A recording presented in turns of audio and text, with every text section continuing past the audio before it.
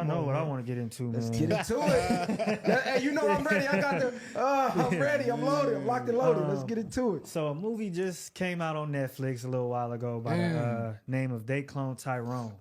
Got Jamie Foxx in it. It got I want to say his name is John something like that, Boyega, something like that. He was in Star Wars as well and other things, Woman King, stuff like that. And it's a really good movie. It's pretty much about a drug dealer, a pimp, and what would you call her? A 304. She was a A prostitute. 304, Yeah, right? she was A a 304. And they are pretty much, they get hip to this conspiracy that's going on in their town about how, they're clones under the town, and then they got to pretty much go and save the day. A lot of symbolism in this movie, right? Ooh. Obviously, as we know. I kind of wanted to get into that. And what do y'all think about the movie as a whole? And kind of like, what do you think is showcased about our culture? You get what I'm saying? Like, that's the main question I have for y'all. Look, man, let me kick this off. Because this movie has so many layers. I only watched it once. This one of the movies you got to watch 2 or 3 times to catch everything. And it's crazy the timing of that movie because, what was it, the second collab we did? We just talked about how frequencies are being like used to control. Everything in the movie, we damn near talked about in that episode. So it kind of was like the universe was like perfect timing. We just talked about this. Yeah. But man, it was so many layers from the actual cloning people and, all the rumors of how they cloning celebrities, and then Jamie Foxx go missing, and then all of a sudden he popped back up, and people are, it's a clone, and he's starring in a movie. Y'all seen that? You know what I'm saying? I thought that was crazy too. It's like, okay, is he cloned or is this great marketing? It's like, it's hard to tell because it's Hollywood, but I think everybody is only paying attention to the physical cloning of people, but I think the message was deeper as in our culture itself is creating the clones. Like, the rap music, the food, and they showed how, they're putting stuff in the food to drive people crazy and make them act a certain way. And it go like, my mom made me think about this because I didn't even think about it watching the movie. He was like, man, it's in the chicken. She go, man, they did that shit with the Popeyes chicken sandwich because who in the world crazy would unalive somebody over a damn chicken sandwich? You saw, that was the craziest I ever seen people act over food. People was ramming their cars into the drive-thru trying to get in front. It was like they was under mind control. Damn. And then the movie, you see people under mind control. They showing how they putting chemicals in the hair products and just everything in lower class incomes to create these people. Like at the end of the movie, they showed the dude on the West Coast and he was looking at the dude in Memphis and they was like, that's you. You're the same person. That's you. You're the same person. And it's like, not literally the same person, but we gang banging on the West Coast. You got street cats down south in Memphis living the same lifestyle, doing the same thing. Only thing different may be the accents and the street names, but you basically a clone. It's like, you know what I'm saying? You're basically a clone. That how they show how the parents is never at home. They had the recording of the mom in the room, and then he finally opened the door, and moms ain't in there. Yeah. Same thing over here. He walking past the room, moms ain't in there. What he doing? The same thing every day. Go to the liquor store, get homeless dude some liquor, go mess around with the 304, and it's like this culture is in every region purposely. And then they had the white dude break it down when they had the big meeting, and he was like, yeah, I control what you do. Like, dude had the gun. He like, point it at yourself. Yeah. Point it at her. Put it in her mouth. And I just think about that like, damn, they got us unaliving each other without having to really say anything. It's like, what are we doing? Pointing the gun here, pointing the gun at ourselves. Like, we're doing exactly what they're saying, and they're making money off it. Like he said, for us to stay where we are, we need y'all to be here. You feel me? So, yeah, I could go for days, but I'm going to let y'all get y'all shit off. You feel me? But, man, it's layered. How you feel about that, Messiah, man? Nah, I'm gonna let I feel like, even deeper than just our culture, it was showing how people in general are being controlled, right? Like, when you look at the hair products, when you look at what's in the food, when you go and look at the ingredients on the back of a cereal box or just anything, the little ingredients, and all of them that make up what we're eating is poison, all of it, right? And then on a deeper level, obviously, it's fucking with your mind. Fast food, hair products like they was putting in there, it's burning, it's fucking your shit up. And it makes you wonder too, because before all of this, how were they getting clean? What were they eating? You get what I'm saying? What were they ingesting? What were they listening to? What were they doing? There weren't phones and AirPods that are giving people, cancer, things like that. It's all these different things that we have now that has made us more civilized, even though it has kind of damaged us a lot in a way. I think one of the major parts too that I liked about They Clone Tyrone was a little boy, because it shows how, he looks up to Fontaine, and Fontaine don't really want him to do it. He don't want him to be like him, but it's already kind of like set in the little dude's mind, and he's going to take, on in his footsteps regardless. And I think that was an important part about how these clones, how they turn the little kids into clones too eventually, because that's what we're looking at when we're growing up. And then we literally emulate and do the same exact thing, the self-hate and shit like that, and the killing each other and the selling drugs and all of this vile shit that, where we are today as a generation, it sucks, and as a culture, it sucks. But when you really do look at it, they had to put some comedy in it, but it's true. We control and we clones. What they do is they put a lot of these rappers or even ball players, whoever, at the top, and that's who we strive to be, and these are the people that we can consider clones, right? Because a lot of us take our image after Pac, we take our image after Nip, or we take our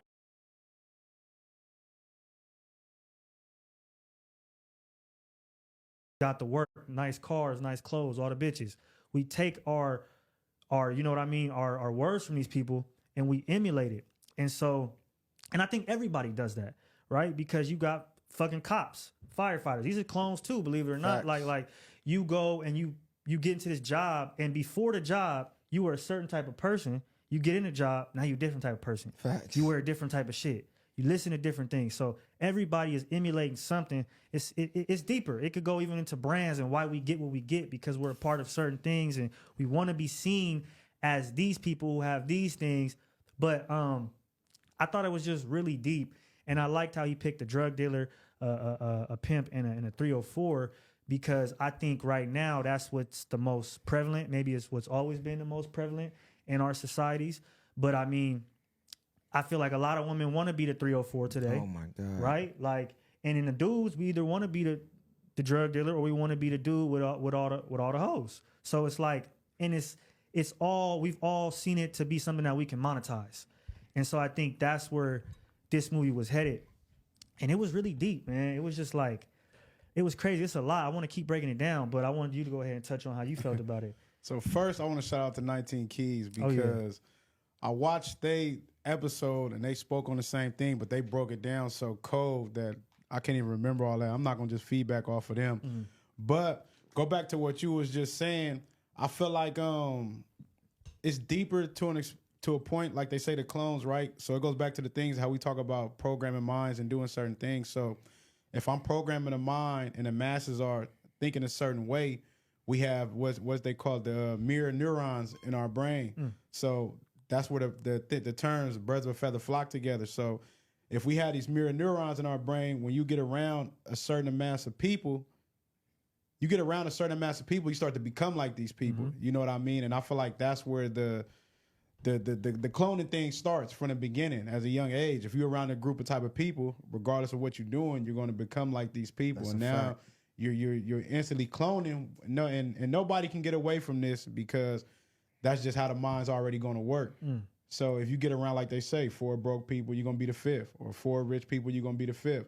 So it just depends on what type of morals and principles that people are standing on. And if they programming us the way they want us, naturally the masses is going to follow suit like this. And then when you do get the individual thinkers, we're going to make them crazy. We're going to make them the opposite of what you need to be.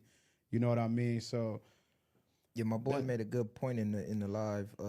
He said drug dealers, 304s, and pimps, they got a status in our community. So we want to reach that status. So naturally you start to emulate these people, because you like, damn, look at the love they getting in the hood. Like you said, the little boy that was looking up to him, like, man, I want to be like you. Give me some packs. Like, I'm trying to reach that status. But like he was saying, you are the sum of the 5 people you hang around the most. This is why you can take a square from Delaware and take him to the hood. Have him hanging around with the homies for a couple months.